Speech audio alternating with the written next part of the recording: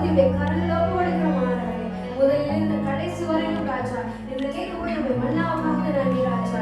இதை போதிக்கிற எங்களுடைய போதகருக்காக நன்றி செலுத்துகிறோம் ஆண்டவரே. நீர் மாத்திரமே எங்களை வழி நடத்துகிறீர். இயேசுவின் நாமத்தில் ஜெபிக்கிறோம். நம்மளோட பிதாவாகவும் கடவுளும் ஆண்டவராகிய இயேசு கிறிஸ்துவினாலும் உங்களுக்கு கிருபையும் சமாதானம் உண்டாவதாக. ஆமேன்.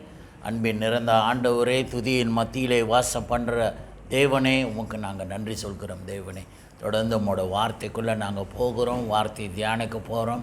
அடியனை மறைத்து நீ பேசும், வார்த்தையாக போதிக்க அடியனை நீ ஆவியானவரை நடத்தும், நீ வெளிப்படுத்தும். ஜீவனுள்ள ஆண்டவராக இயேசு நாமத்தில் ஜெபிக்கிறோம் நல்ல பிதாவே. ஆமீன். அல்லேலூயா. தேவன் நல்ல ஊராக இருக்கிறார். இன்னொரு வாரம் போன ஞாயிற்றுக்கிழமை சந்தித்தோம். திரும்பியும் மீண்டும் இந்த வாரத்தையே நம்மளை சந்திக்க வைத்த அந்த ஆண்டவருக்கு நாம் நன்றி சொல்ல வந்திருக்கிறோம். அந்த ஆண்டவர் நல்லவர். அல்லேலூயா. தேவனுக்கு ஒவ்வொரு நாளும் நம் நன்றி சொல்ல கடமைப்பட்டிருக்கிறோம். நம்மளையும் நம் குடும்பத்தையும் நம்ம பிள்ளைகளையும் எல்லாத்தையும் கண்மணி போல பார்த்துக்கிறோம்.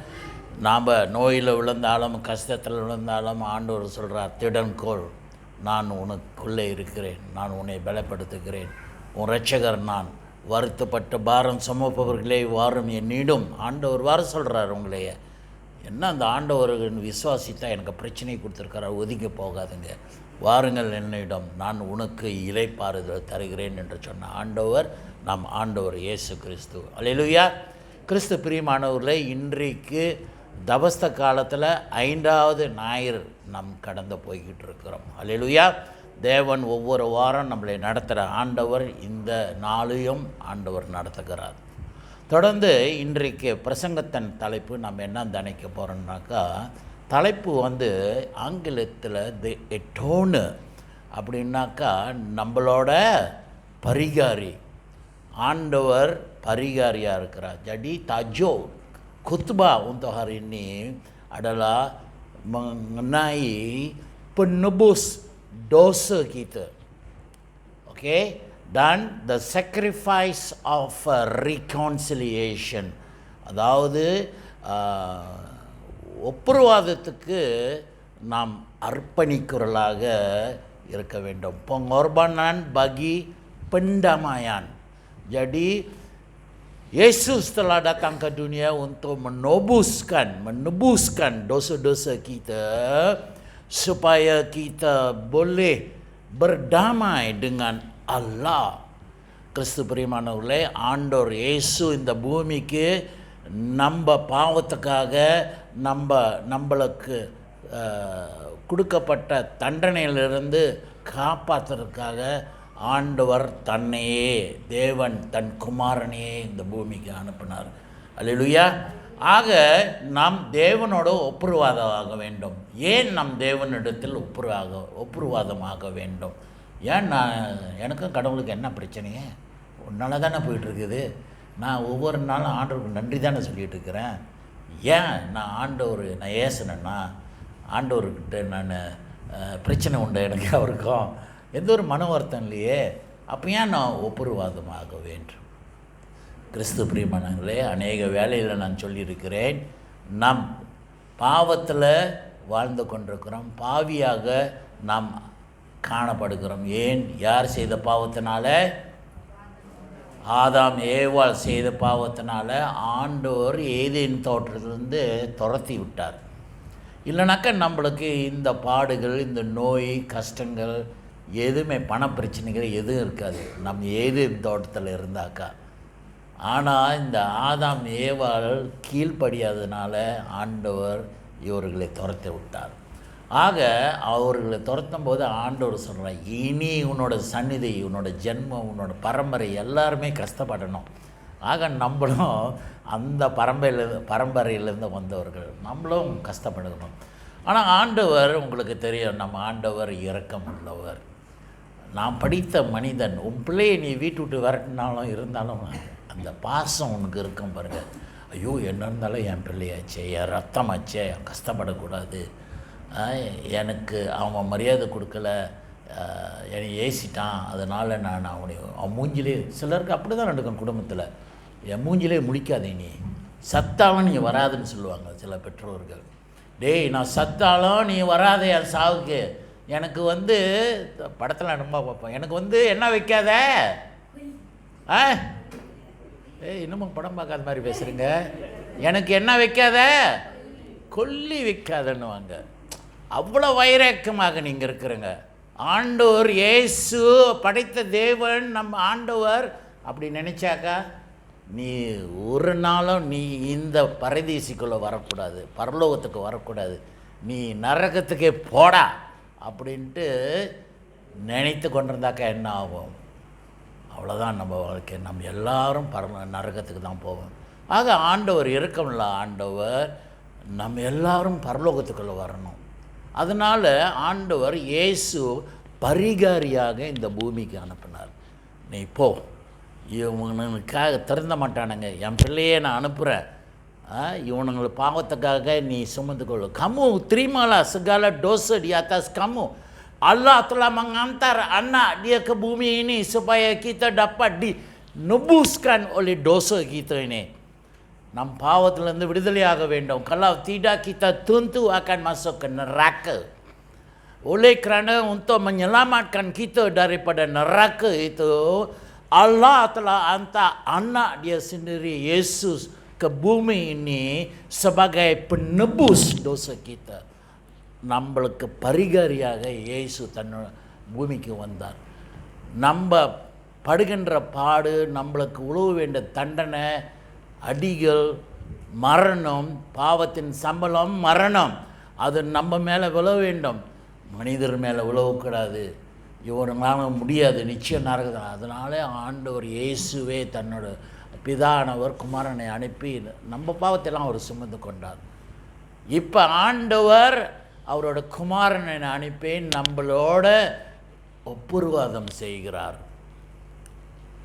நம்ம போய் ஒப்புருவாதம் செய்யலை, ஆண்டவர் நம்மளை நேசித்ததுனால, நம்ம மேலே இரக்கம் உள்ளதுனால அவரோட குமாரனை அனுப்பி நம்மளோட ஒப்புருவாதமாகிறார்.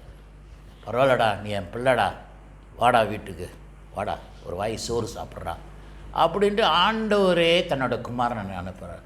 கிறிஸ்து பிரியமானவர்களே, இன்றைக்கு ஆண்டவர் ஒரு ஓமையை சொல்கிறார். அவரை பின்பற்ற போகிற மக்களை நோக்கி, சீசர்களை நோக்கி ஒரு ஊமையை ஆண்டவர் சொல்கிறார். So God is telling a parable. Allah, Tuhan Yesus oleh kerana ramai orang sesat, mereka menuju ke kegembiraan dunia ini, mereka menuju dunia, nak menikmati keindahan dunia ini. Tetapi dunia ini akhirnya akan membawa mereka ke neraka. Untuk menyelamatkan mereka, Yesus datang ke bumi ini. Jadi sekarang Yesus memberi seumpama, ஒரு contoh, ஒரு கதை சொல்கிறார் ஆண்டவர். வாசிப்போமா? இன்றைக்கு நான் மலையில் வாசித்தேன். வாசிப்போம், எடுத்துக்கொள்ளுங்கள். மத்தேயு 21 வசனம் 33 43 வரை. அது சுருக்கமாக விறுவிறுன்னு நம்ம போவோம். வாசிமா.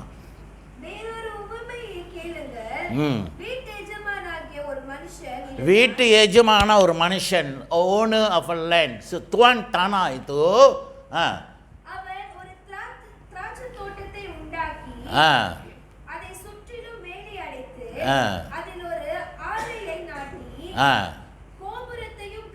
கோபுரத்தையும் கட்டி தோட்டக்காரருக்கு அதை குத்தகையாக விட்டு புரதேசத்துக்கு போயிருந்தான். பாருங்க, jadi di sini apa kita baca, seorang tuan tanah itu, tanah dia itu dia menanam apa? Tanam apa? சொல்லு தனுஷ், மோகனா எங்க மோகனா? கை தூக்கு. வந்தியா இல்லையா? அங்கூர், திராட்சை செடி. ஓகே. ஆக அந்த நிலத்தை சொந்தக்காரன் நிலம் வாங்கி திராட்சை தோட்டத்தை நட்டிருக்கிறான். Dia tanam anggur, tanam anggur, dia buat ladang, dia beli tanah itu, dia buat ladang anggur. Dan bukan saja itu, bukan saja dia tanam, dia siapkan semua peralatan untuk proses air anggur itu. Dia ada buat tower tu, menara untuk mengawal ladang dia, atas dia boleh jaga. Faham Jadi dia sudah siap semua. Sekarang dia nak pergi ke luar negeri. Okey, kerana dia tak boleh jaga tanah itu, dia cari beberapa penyewa tu dan menyewakan tanah ladang anggur dia itu. Bila kita menyewa rumah kita untuk orang lain, akhir bulan ya kita harap apa daripada dia? Apa kita harap daripada dia? Wang sewa tu. Betul tak? Jadi begitulah tuan tanah itu sewakan tanah dia kepada penyewa. அவர் சேவா கொடுறாரு இல்லையா? அப்போ மாத கடைசியில் அந்த அறுவடை காலத்தில் அவனுக்கு சேர வேண்டிய பங்கு கேட்குறான். இப்போ நீ 1000 வெள்ளிக்கு அந்த அறுவடை நீ விற்கும்போது நீ 60% எடுத்துக்கோ, 40% எனக்கு கொடு. ஏன்னா நீ உழைக்கிற ஜகா பார்க்குறல, பரவாயில்ல, அது என் நிலம் இருந்தாலும் நான் நட்டினதுனா இருந்தாலும் எனக்கு 40%, எனக்கு 40 வெள்ளி கொடு, நீ 60 வெள்ளி எடுத்துக்கோ, அந்த மாதிரி. ஆனால் இப்போ என்ன நடக்குது?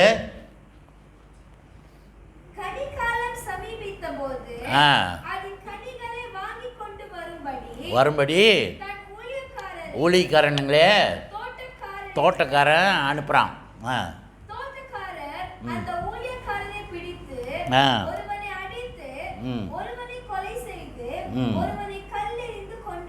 Jadi apa terjadi di sini bila musim menuai itu datang?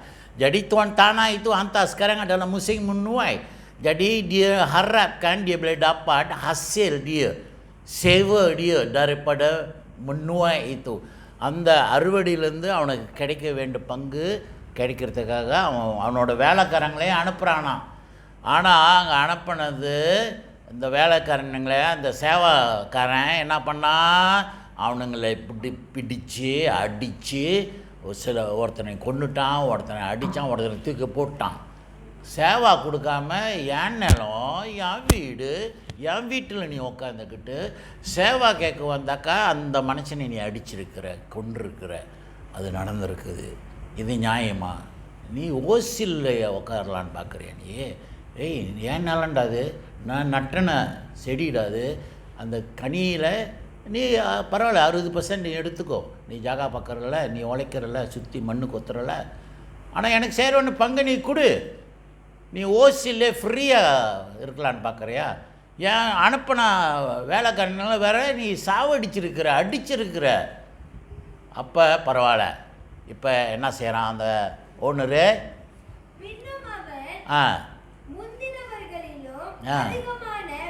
இப்போ தடவை 5 பேர் அனுப்பியிருக்கிறான். இப்போ 5 பேர் அனுப்புனதே அடிச்சிட்டான். சரி பரவாயில்ல, இந்த தடவை நான் 10 பேர் அனுப்புகிறேன். என் ஊழிக்காரனுங்க 10 பேர் அனுப்பி நீ போய் சேவா கேளுடா. நம்ம அப்படி தானே பண்ணுவோம். நீ கொடுக்கலையா? யார் இறக்குற நீயே? ஏய், ஆள் அனுப்புறியா இல்லையா? உன் அனுப்பின ஆளுங்களையே போட்டு அடிச்சிட்டானுங்க. 2வது நீ யார் இருப்ப? மண்டைங்களை அனுப்புறியா இல்லையா? 24, 18, கோசம் 4, 36. பாசக்கு ஏன் தெரியுதா? இது எல்லாம் பார்த்தவன் தான், இதெல்லாம் கையில் வாங்கினவங்க தான். சரியா?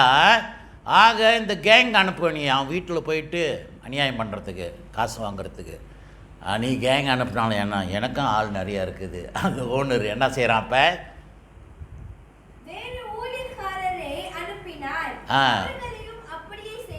அவர்களையும் அப்படி தான் அவனுங்களே போட்டு அடிச்சிருக்கான். அப்போ அந்த சேவாக்காரன் இன்னும் பெரிய கேங்கை வச்சுருக்கிறான். அவன் பெரிய மண்டை. அவன் இவனுங்களையும் சேர்த்து அடிச்சிருக்கான். நீ 5 பேர் அனுப்புகிறேன் அடித்தேன், நீ 10 பேர் அனுப்புறியா? என்கிட்ட இருக்கிறாங்க 30 பேர் சேர்த்து அடித்து அவனுங்களையும் பிடிச்சி கொண்டு அடித்து தூக்கி போட்டானுங்க. Jadi you hantar, you punya geng kan? Penyewa itu pun kata saya pun ada gangster besar-besar tau. Jadi sekarang mereka bergaduh. Tetapi geng penyewa itu sudah menang. Dia sudah pukul sama dia orang habis. Ada yang dikena bunuh pun ada. Jadi sekarang tuan tanah kata, saya hantar 10 orang pun kena bunuh pula, kena dipukul pula. Sekarang apa dia buat? Apa tindakan penyewa itu buat? Tuan tanah itu buat. Tengok. கடைசியிலே அவரு என் சொந்த பிள்ளையை நான் அனுப்புகிறேன். என்ன சொல்லி பயப்படுவாங்க. sekarang saya hantar sama anak lah, tak apalah saya hantar orang lain kan, pekerja saya, dia orang tak respect, dia ingat ini orang pekerja saja. Jadi sekarang saya hantar anak saya sendiri, mesti dia orang akan takut, mesti dia orang akan menghormati anak saya sebab tuan tanah punya anak kan. Jadi apa jadi? தன் குமாரனை அவர்களிடத்தில் அனுப்பினார். தோட்டக்காரர் குமாரனை கண்டபோது இவன் சுதந்திரவாளி, இவனை கொன்று இவன் சுதந்திரத்தை கட்டிக்கொள்வோம் வாருங்கள் என்று ஒருவர் சொல்லிக்கொண்டு அவனை பிடித்து திராட்சை தோட்டத்திற்கு புறம்பே தள்ளி கொலை செய்தார்கள். பாருங்க, ஜடி இந்த ஏன்னா சேவை விட்டும்போது நிறைய பேர்த்துக்கு சேவை விட்டுருக்குறான்ல, இப்போ அவனுங்களெல்லாம் ஒன்று கூடி பேசுகிறானுங்களாம். இப்போ அவன் வேலைக்காரனுங்க அனுப்ப நம்ம அடிச்சிட்டோம், விரட்டிட்டோம், துரத்திட்டோம். இப்போ சொந்த மகன் வர்றான்.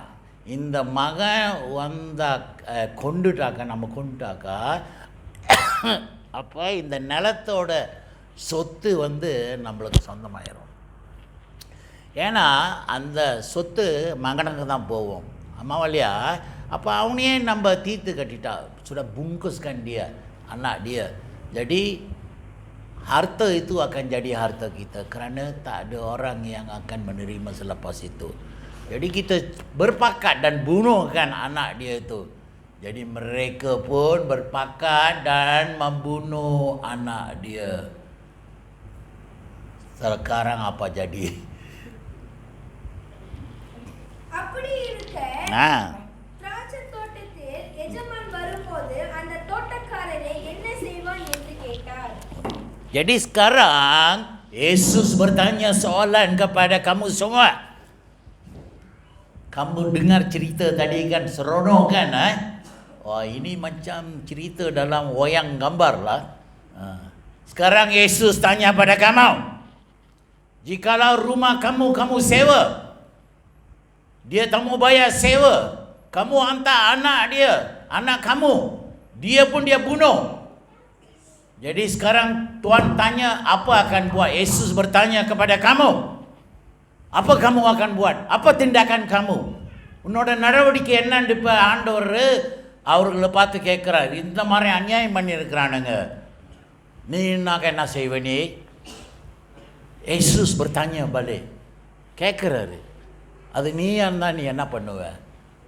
அதுக்கு அவர்களை என்ன பதில் கொடுத்தார்? mereka berjawab, அதற்கு அவர்கள் அந்த கொடியரை கொடுமையாய் அழித்து, sudah pasti dia bunuh anak saya. Ingat, saya akan berdiam enggak? Pasti saya akan bunuh semua orang itu. Itu jawaban mereka semua. Padima. அழித்து ஏற்ற காலங்களில் தனக்கு கனிகளை கொடுக்கத்தக்கதாக வேறு தோட்டக்காரரை எடுத்து திராட்சை தோட்டத்தை குத்தகையாக கொடுப்பான் என்றார்கள். Jadi pasti dia akan rampas balik tanah dia. Dia akan bunuh semua penyewa itu. Dia akan rampas tanah itu dan dia akan bagi kepada orang baik yang akan bagi hasil kepada saya, yang akan bayar sewa saya. Jadi bila kamu menyewakan rumah kamu sudah lengkap, fully furnished tau, rumah itu kamu sewa. Kemudian dia enjoy tiap-tiap bulan, dia tak mau bayar sewa. Kamu pergi minta, tak mau bayar dia. Macam kamu berhutang sama dia. அப்படிதான் ஆகுது. வட்டிக்காரன்ட்டு வட்டி வாங்கிட்டு அந்த வட்டிக்காரன் உங்கள் வீட்டில் ஒவ்வொரு நாளும் என் காசு கொடுறா, என்னமோ அவன் உங்கள்கிட்ட இருந்த பிச்சை எடுத்த மாதிரி என் காசு கொடுறா, என் காசு. அவன் சும்மா இருப்பானா? கடைசியில் என்ன பண்ணுவான்? அவன் வீட்டு முழுவதும் சாட்டு விட்டு அடிப்பான், வீட்டில் நெருப்பு கொளுத்துவான், வீடு காடி மண்ணுக்கு தான் காடியும் கொளுத்துருவான். ஆமா இல்லையா? முடிவு அப்படி தான் போவோம். இங்கே அதுதான் நடக்குது. ஓனர் நீ அநியாயம் பண்ணல, என்கிட்ட என் நிலத்தையே எடுத்துக்கிட்டு எனக்கு நீ காசு கொடுக்காம நீ என்ன நினச்சிக்கிற? நான் என்ன கோலனா கேனேனா? உங்களுக்கு புரிகிற மாதிரி பேசுகிறேன் நான், சரியா? என்ன பாஸ்தர் இந்த மாதிரி அந்த மாதிரிலேருந்து வந்தவன் தான் நான், சரியா? ஆக நிச்சயம் அல்லோங்க அவளை நடவடிக்கை எடுக்கிறான். அவங்க பகைய போலீஸ்லாம் தப்பாலா மறுக்கி தப்பிக்கி பாலாயெல்லாம் அப்படி தான் பேசுகிறானுங்க இப்போ அல்லோங்கெல்லாம். நீ என்ன போய் போலீஸ்கிட்ட சொல்கிறது? வா நம்ம பாலாய்க்கு போவோம். அங்கே போனாக்கா போலீஸ்காரன், நீ காசு வாங்கினியா? ஆமாம் வாங்கினேன். நீ கொடுக்க வேண்டியது தானே, நீ கொடுக்காதனால தானே அவன் ஆத்திரப்பட்டான். தவறு நம்ம மேலே உண்டு. கரெக்டாக பேசி கொடுக்க வேண்டியது தானே.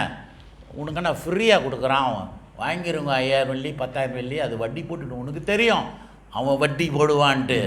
தெரிஞ்சியும் நீ எடுக்கிற. kamu tahu alung itu akan charge kamu, bunga itu akan tinggi. நீங்கள் சொல்லுவாங்க அநியாய வட்டி. அவன் அநியாய வட்டி தான் சார்ஜ் பண்ணுறான். தெரிஞ்சும் தானே நீ போய் எடுக்கிற. பிறகு பிரச்சனை வரும்போது போலீஸ்கிட்ட போகிறது, உனக்கு குற்றாளிகிட்ட சொல்கிறது. அதுதான் இது. உன்னால் சேவா கொடுக்க முடியாது தெரியுதுல, நீ ஏன் சேவை எடுக்கிற? கதையில் அப்படி தான் போகும். ஆக இப்போ ஆண்டவர் கேட்குறார், நீயா இருந்தால் உன் வாழ்க்கையில் இது நடந்தாக்கா நீ என்ன பண்ணுவ? நிச்சயம் உனக்கும் ரோசம் இருக்குல்ல, மேச நீ முறுக்குங்க இருக்குதா? ஆனால் ஆண்டவர் என்ன சொல்கிறார் படிமா? நோக்கி வீடு கட்டுறவர்கள் ஆகாதுன்னு தள்ளின கல் அது மூளைக்கல்லாக தலைக்கல்லாக ஆகுது. அது கர்த்தரால் ஆகும், கர்த்தனால் எல்லாம் ஆகும். நீ வேணான்னு நினச்சதும் அது முடியும் என்று செய்கிற. What is impossible is possible with God. apa yang kamu anggap tak boleh, semuanya boleh di tangan Allah. தொடர்ந்து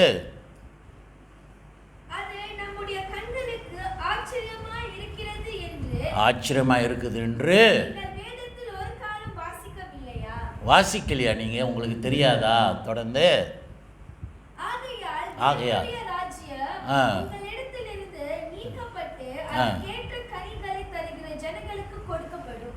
கொடுக்கப்படும். ஆக இன்றைக்கு கிறிஸ்து பிரியமானவர்களே, சுருக்கமாக இதில் என்ன பண்ணாக்கா, ஆண்டவர் இயேசு, அதாவது இதுக்கு முன்னுக்கு நம்ம பார்க்குறோம், அவன் தோட்டக்காரன் நட்டு அவன் யாரை அனுப்புகிறான்? வேலை ஆட்களை அனுப்புகிறான் வாருடைய எடுக்க. ஆக ஆண்டவர் உங்களை ஆசீர்வதித்திருக்கிறார், உங்களுக்கு பொறுப்பு கொடுத்துருக்கிறார். அந்த டைம் வரும்போது ஆண்டவர் உங்கள்கிட்டருந்து எதிர்பார்க்கிறார். உங்களை ஆசீர்வதித்த ஆண்டவர் உங்களுக்கிட்டிருந்த கனிகள் எதிர்பார்க்கிறார். ஆனால் நீங்களோ, இது நான் கஷ்டப்பட்ட சம்பாரிச்சது, இது எனக்கு கொடுத்தார் ஆண்டவர், நான் ஏன் அவனுக்கு உதவி செய்யணும், நான் ஏன் அவனுங்களுக்கு கொடுக்கணும், நான் அவன் சோம்பேறியாக வீட்டில் உட்காந்துருக்கிறான் அப்படின்னுங்க. நீங்கள் அவனுக்கு பொழைக்க தெரியாது அப்படின்ட்டு நீங்கள் பேசிக்கிட்டு இருக்கிறீங்க. ஆக ஆண்டவர் சொல்கிறார் பாருங்கள், நீங்கள் பகிர்ந்து கொள்வர்களாக இருக்க வேண்டும். உங்களுக்கு கொடுக்கப்பட்ட ஆசீர்வாதங்கள் மற்றவங்களுக்கு ஆசீர்வாதமாக இருக்க வேண்டும்.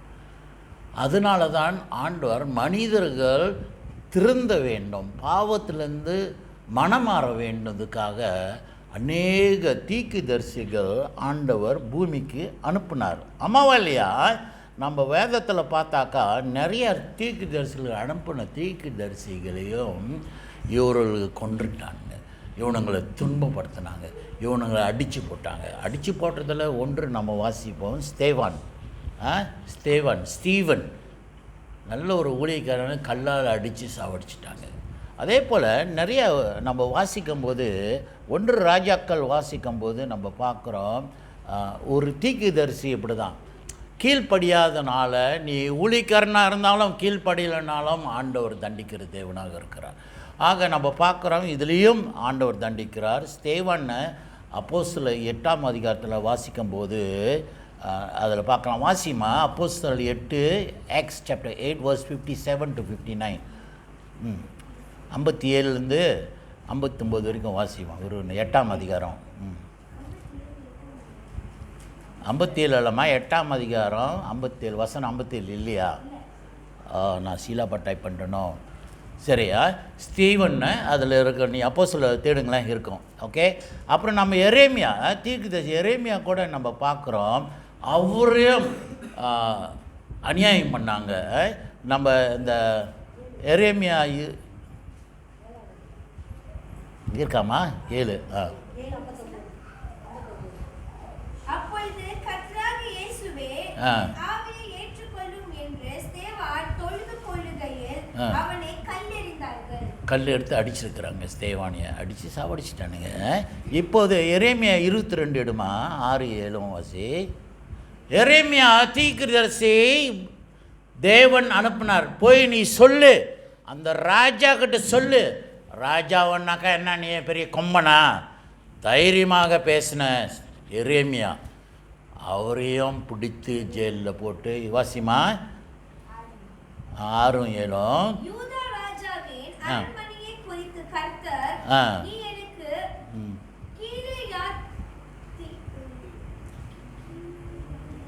சேலையாட்டியா கீலேயாத்தை போலவும் லிபனோனின் கொடுமுடியை போலவும் இருக்கிறாய். ஆனாலும் மெய்யாகவே நான் உன்னை வனாந்திரத்தைப் போலவும் குடியில்லாத பட்டணங்களைப் போலவும் ஆக்கிவிடுவேன்.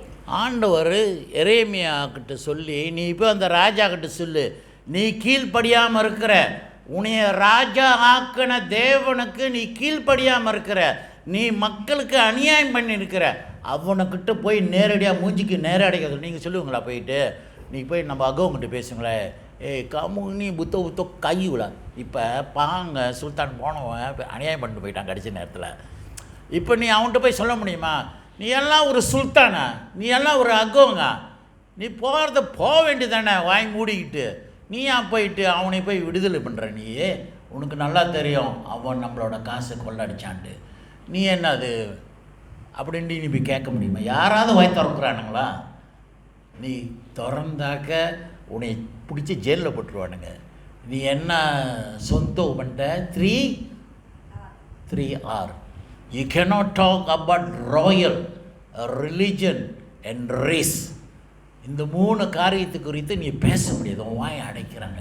ஆனால் இங்கே எரேமியாவை ஆண்டவர் சொல்கிறார், நீ போய் அவன் மூஞ்சி பார்த்து சொல்கிற, அநியாயம் பண்ணிகிட்டு இருக்கிற உன் தேசத்தையே.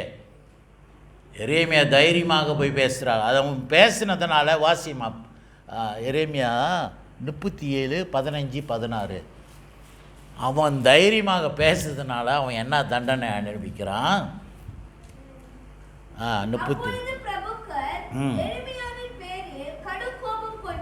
கோபம் கொண்டு அவனை எரேமியாவே அடிச்சுட்டாங்க. ஆத்திரப்பட்டு, நீ ராஜா பற்றி ஒரு கேள்வி கேட்டுட்டியா? என்ன தைரியம் உனக்கு அப்படின்னு போட்டு அடிச்சு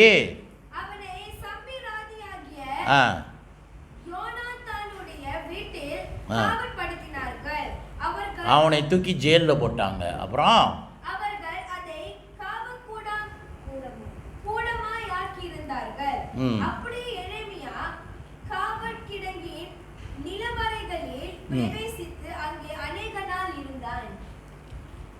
அநியாயம் பண்ணுறாங்க மக்கள்.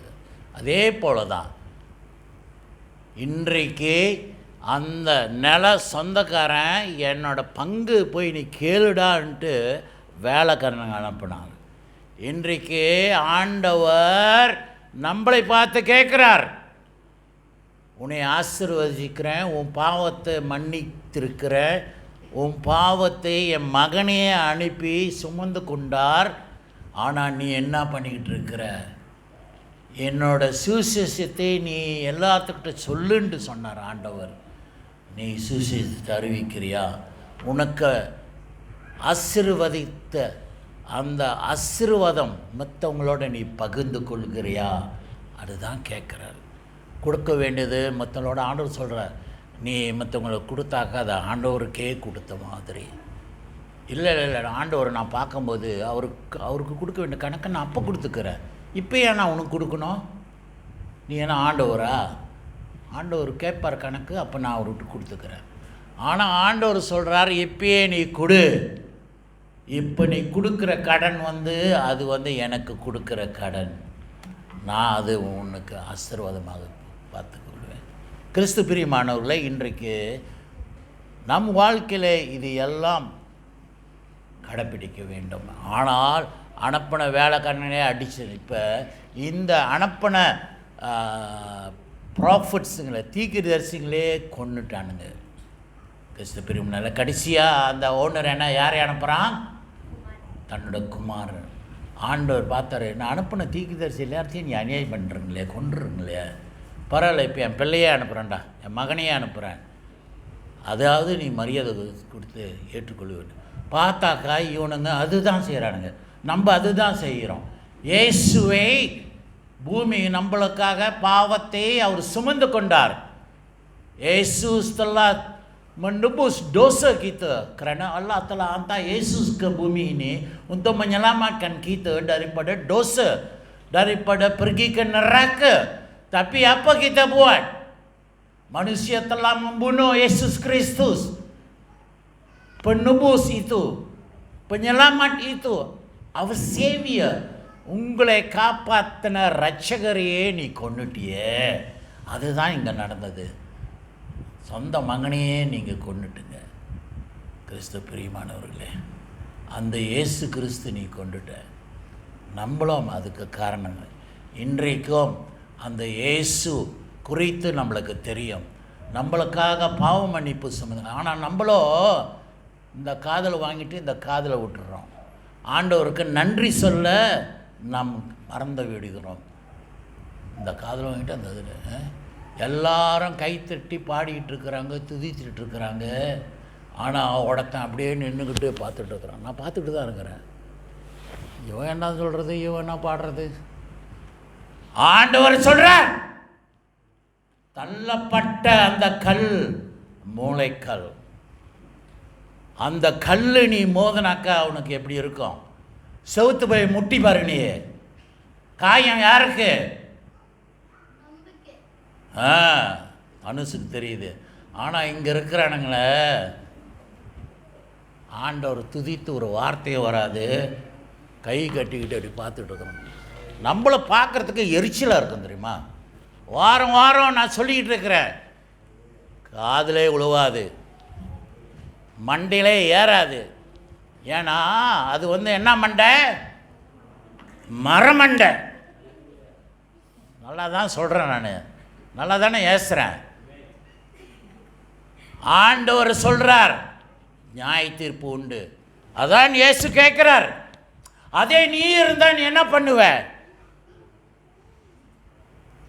ஆண்டவர் கேட்பார் நியாய தீர்ப்பில், ஏய் சபையே துதித்து கொண்டிருக்குது, நீயோ எங்கேயோ போயிட்டு இருக்கிற. உனக்கு என்ன சொல்கிறது? இதுதானே இயேசு சொல்கிறாரு அப்படின்னு வர்றார் ஆண்டவர்.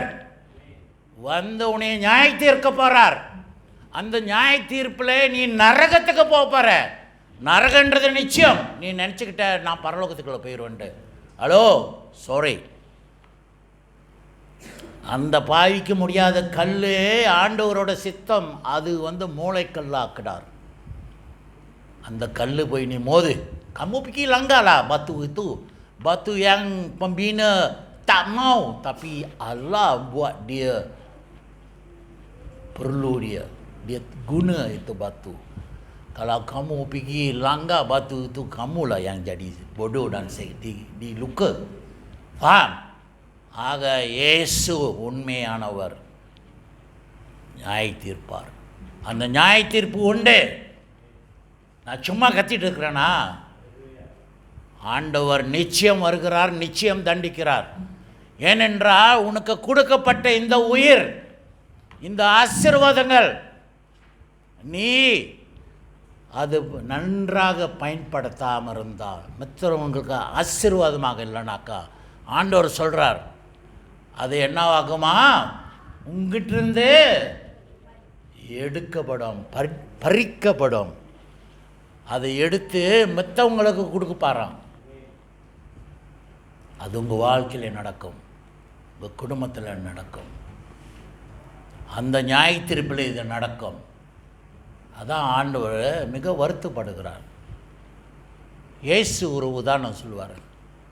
நான் இந்த கப்பநகரத்தில் செய்த அற்புதங்கள், இந்த அற்புதங்கள் நான் சோதோமில் செய்திருந்தாலும் அவர்கள் மனமாறி இருப்பார்கள், காப்பாற்றப்பட்டிருப்பார்கள். சோதோம் குமாரா என்னாச்சு? அழிந்து போனது. ஆண்டவர் இயேசு சொல்கிறார், ஏய் கப்பநமத்திலே நான் இப்போதும் கண்முனுக்கே அற்புதம் செய்து கொண்டிருக்கிறேன், நீங்களும் நம்பலை. நான் தான் மேசியாண்டு விசுவாசிக்கலை. நீங்கள் முட்டாள். இந்த அற்புதம் நான் இங்கே செய்கிற பதில் சோதம் குமாரால் செய்திருந்தாலும் அந்த நாடு உருப்படியாக இருந்திருக்கும். இப்போ அந்த மக்கள்கள் காப்பாற்றப்பட்டிருப்பார்கள். ஆண்டவரே வருத்தப்படுகிறார். உன்னை போய் நல்லா வருது வாயில், சரிதா? ஆண்டவர் யோனாவை எங்கே அனுப்புகிறாரு? யாருங்க? குளிங்கா? நினைவே. அல்லேலூயா. நினைவே.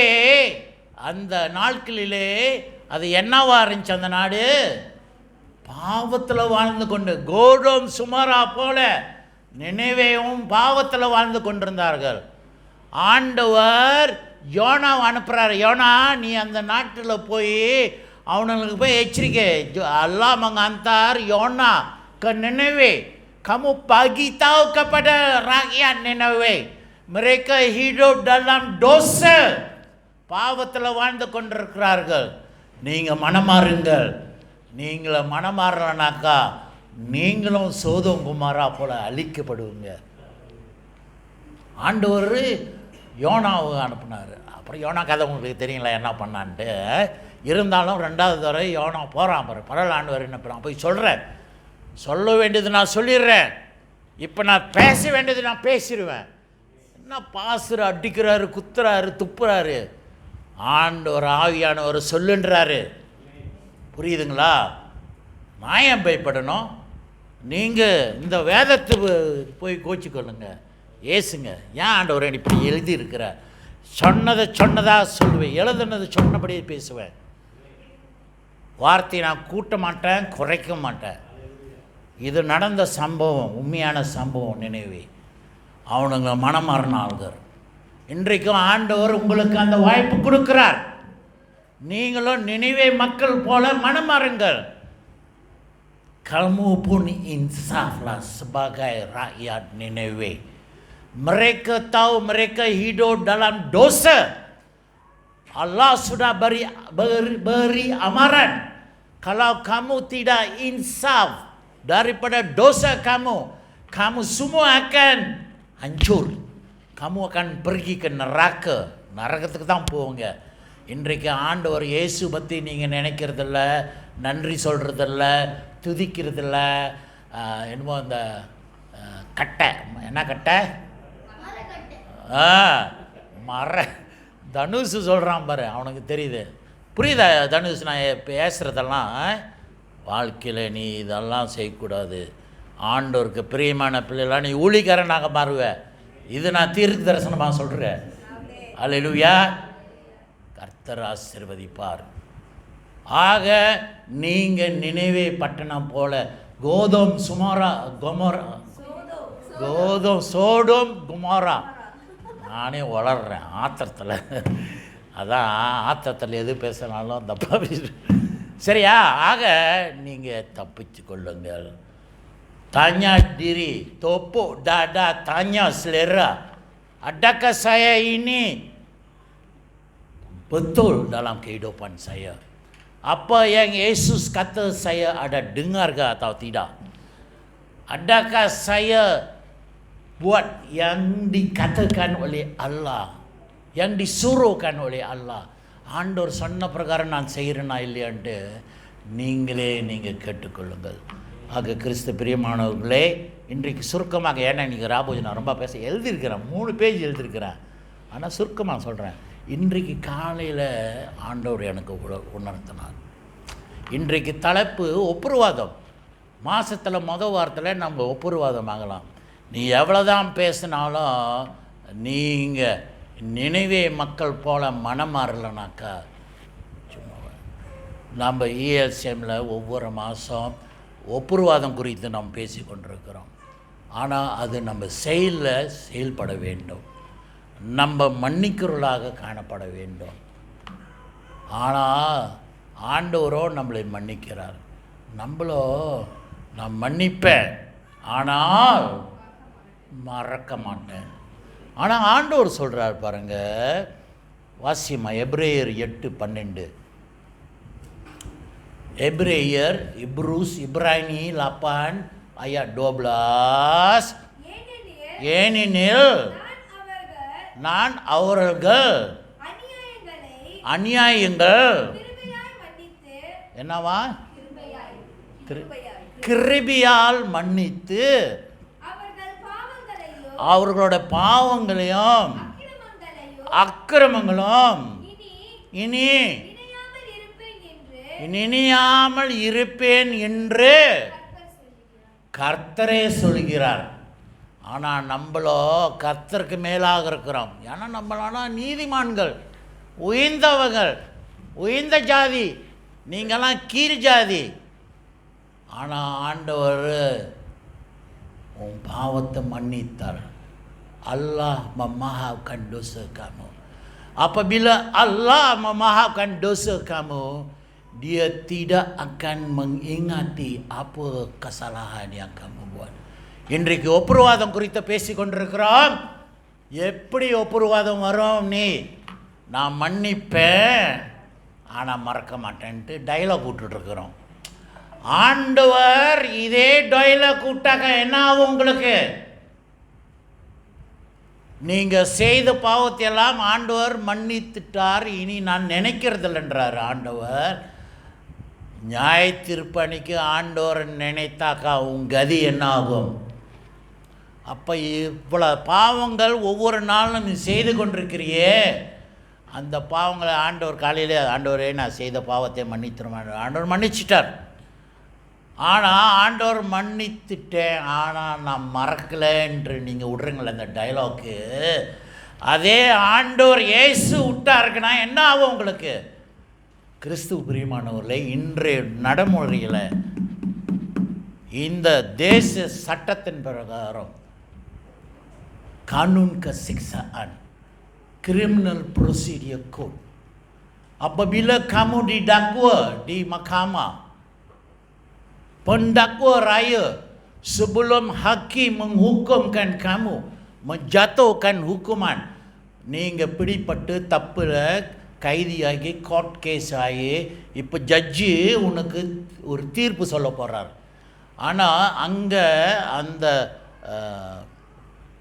என்ன சொல்லுவாங்க, அந்த ப்ரொசிக்யூட்டர் தமிழ் என்ன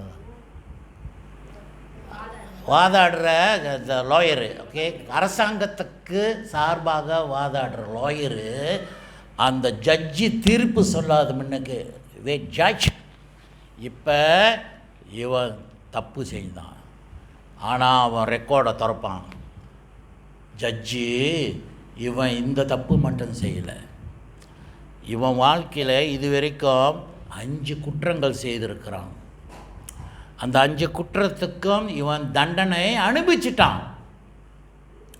Dia sebelum hakim jatuhkan hukuman, pendakwa raya akan membangkitkan fail kamu. Dia akan bagi tahu hakim itu, hakim, sebelum kamu jatuh hukuman ke atas budak ini, ingat hakim, sebelum ini dia telah didakwa, dihukum untuk ke-5 kesalahan. Tetapi dia surat jalan hukuman itu. நீங்கள் அந்த தண்டனையை அனுபவிச்சுட்டுங்க, ஆனால் அந்த 5 அனுபவித்த தண்டனையும் உனக்கு இப்போ செய்த பாவத்தை தண்டனைக்கு முன்பே அந்த ஜட்ஜுக்கு நினைவு கூறுவாங்க. அப்போ அந்த ஜட்ஜி தண்டனை கொடுக்காத முன்னுக்கு இது எல்லாம் அவன் கன்சிடர் பண்ணி ஆகணும். உனக்கு 5 தடவை மன்னிச்சிருக்கிறாங்க, 5 தடவை நீ ஜெயிலுக்கு போயிருக்கிறியே, 5 ரோத்தாங்க கொடுத்துருக்கிறிய, நீ ஒன்றும் மனம் மாறலையா? அப்போ உனக்கு தண்டனை ஒன்றும் கூட்டி கொடுப்பாங்க. இது வரைக்கும் 3 வருஷம் ஜெயிலில் இருந்தல, இப்போ நீ 10 வருஷம் ஜெயிலில் இரு. இது வரைக்கும் 5 ரோத்தான் வாங்கினல, இப்போ 10 ரோத்தான் அடிவாங்க. ஏன்னா உன்னோட குற்றங்கள் இந்த நாட்டில் மீண்டும் எழுபப்படும், நினைவை கூறப்படும். ஆனால் ஆண்டவர் அதே ஸ்டைலில் உங்களுக்கு கொடுத்தாக்க என்ன ஆகுங்க? நீங்கள் பிள்ளையிலேருந்து இது வரைக்கும் செய்த பாவங்களை எல்லாம் ஃபைல் ஆண்டவர் தர. ஏன்னா நீங்கள் செய்கிற ஒவ்வொரு காரியங்கள் எந்த புஸ்தகத்தில் எழுதப்பட்டிருக்குது? ஜீவ புஸ்தகம். அந்த ஜீவ புஸ்தகம் திறக்கும்போது ஆண்டவர் ரிஃபர் பண்ணாக்க நீ பரலோகத்துக்குள்ளே போவியா? நரகத்துக்கு தான் போவுங்க. ஆனால் ஆண்டவர் இயேசு நம்மளுக்காக எல்லாம் சுமந்து முடிச்சிட்டார். அதெல்லாம் நான் நினைக்க மாட்டேன்ட்டு ஆண்டவர் சொல்கிறார். அல்லேலூயா. ஆக இன்றைக்கு அந்த வாய்ப்பு உங்களுக்கு கொடுக்கப்பட்டிருக்குது.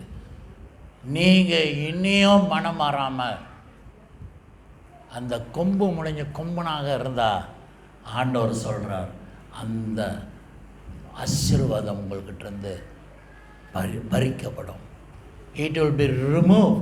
Dia akan diambil apa yang kamu dapat, apa yang kamu dibebaskan.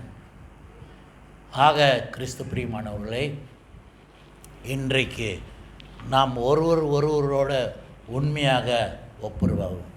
ஆண்டவர் நம்மளே பரிகாரியாக ஆக சொல்கிறார். மற்றவங்களோட ஜஸ்ட் கோ அண்ட் ரெக்கான்சைல். ஆண்டவரே குமாரனை அனுப்பி நம்மளோட ஒப்புரவாதமானார். நம்மளும் அந்த ஈகோ எல்லாத்தையும் இறக்கி போய் ஒப்புரவாதமாகுவோம். மெய்யாக உண்மையாக செய்வோம். நீ வாயாலே உடச்சிட்டு இருக்காத. நான் மன்னிப்பேன், ஆனால் மறக்க மாட்டேன். அவன் செய்த பாவங்களே, நீ செய்த பாவங்களை நீ மறந்துட்டியா? நீ என்ன நீதிமானா? ஆண்டவர் உன்னை பார்த்து கேட்டாக்க என்ன ஆகும்? ஆக நம்ம ஒப்புரவாதம் ஆகும், நம் பரிகாரியாக ஆகும். ஆண்டவர் வருகிறார், நம்மளை நியாயத்திற்கு போகிறார். அது நிச்சயம் நாம் கடந்து போக வேண்டும். நம்ம பூமியில் உட்காந்து நம்ம நியாயம் தீர்த்துக்கிட்டு இருக்க வேணாம். ஆண்டவர் செய்கிற வேலையை நம்ம செய்ய வேணாம். ஆண்டவர் சொல்கிறாரு, ஒருத்தனை தண்டிக்கிறது அது என்னோட வேலை, நீ போய் தண்டிச்சிட்டு இருக்காத. அவனை பழி வாங்கிறது என்னோட வேலை, நீ போய் பழி வாங்கிட்டு இருக்காத. புரியுதா? ஆண்டவர்கிட்ட ஒப்புடுது. God will judge, God will punish them. Tuhan akan dendakan, akan hukum mereka. Jangan kamu hukum orang lain. Maaf dan berdamai dengan semua orang. அல்லேலூயா. கர்த்தர் நல்லவராக இருக்கிறார். தன்னோட பிள்ளையே கொடுத்தார். அந்த அதிகாரத்தை நம்மளுக்கு கொடுத்துருக்கிறார். தன்னோட குமாரனாக நம்மளை ஏற்றுக்கொண்டார். அந்த ஆண்டவர் இயேசு உண்மையானவர், உயிருள்ளவர், கதை சொல்லிக்கிட்டு இல்லை. புரியுதுங்களா? வருகிறார் வருகிறார் வருகிறார். அல்லேலூயா. தேவன் உங்களை ஆசீர்வதிப்பாராக. ஜெபம் செய்வோம். அன்பின் ஆண்டவரே, இன்று நீ கொடுத்த வார்த்தைக்காக நான் நன்றி சொல்கிறேன். சொன்னபடியே ஆண்டவரே எங்களை உணர்த்ததுக்காக நன்றி. உனக்கு நாங்கள் உண்மையாக இருக்கிற ஊழியக்காரனாக எங்களை நடத்தும் தேவனே. பிறர்களோடு நாங்களும் ஒப்புரவாதம் ஆக வேண்டும். எங்களுக்குள்ளே எந்த எதிர்ப்பு வெறுப்பு இல்லாமல் ஒருவர் மேலே நாங்கள் அன்பு செலுத்துவர்களாக காணப்பட வேண்டும். ஆசீர்வதியம். இயேசு நாமத்தில் ஜெபிக்கிறோம் நல்ல பிதாவே. ஆமென் ஆமென்.